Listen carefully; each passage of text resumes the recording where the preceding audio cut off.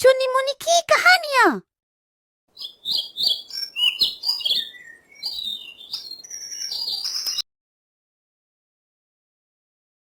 नाना जी हमें एक कहानियां सुनाओ ना। बच्चों, कौन सी कहानी सुनना पसंद करोगे तुम?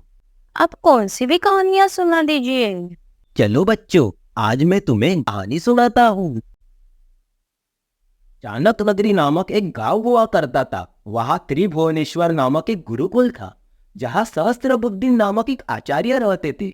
वह बहुत ही उच्च श्रेणी के आचार्य थे। उनकी ख्याति बहुत दूर दूर तक फैली हुई थी।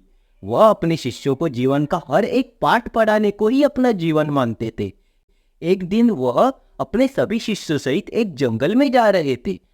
तभी उनको नदी के किनारे एक दृश्य दिखा। तुमने इस नदी को स्पर्श करने का साहस कैसे किया? तुम्हें इससे क्या? इस नदी पर तुम्हारे बाप दादों का अधिकार है क्या? ये नदी मेरे जमीन की हिस्से में आती है, इसलिए इस जमीन का पानी सिर्फ और सिर्फ मेरे गांव वाले ही पिएंगे। नदी पर हक जमाने वाले तुम होते कौन हो? ये नदी का आधा हिस्सा मेरे गांव में आता है, तो मेरे गांव वालों का ही अधिकार है सिर्फ इस पर। वही पानी पिएंगे। और वह गांव वाले और जोर जोर से झगड़ा करने लगते हैं। यह सब देखकर आचार्य सहस्त्रबुद्धि अपने शिष्यों की तरफ देखकर उनसे पूछते हैं कि मुझे ये बताओ मेरे शिष्यों कि क्रोध में लोग एक दूसरे पर चिल्लाते क्यों है? तभी शिष्य कुछ देर तक सोचते हैं। तभी एक शिक्षक उत्तर देता है कि क्योंकि हम क्रोध में भी शांति खो देते हैं, इसलिए।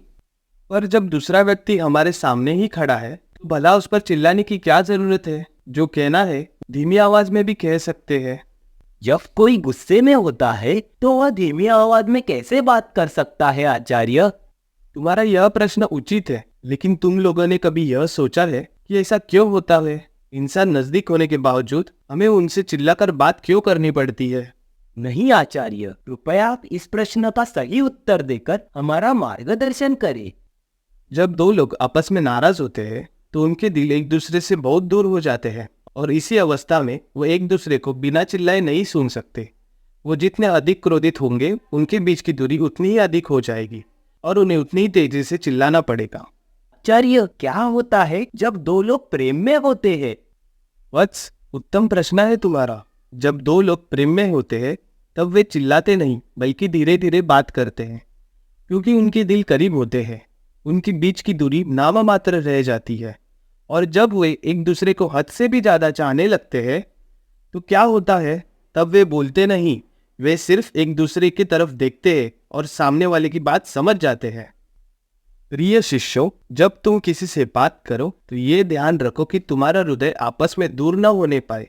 तुम ऐसा शब्द मत बोलो जिससे तुम्हारे बीच की दूरी बढ़े, नहीं तो एक समय ऐसा आएगा कि यह दूरी इतनी बढ़ जाएगी कि तुम्हें लौटने का रास्ता नहीं मिलेगा। इसलिए चर्चा करो, विचार करो, बातें करो, लेकिन गुस्सा मत करो। सिर्फ प्यार की ताकत को समझो, तो ये जीवन बहुत सरल और आसान हो जाएगा।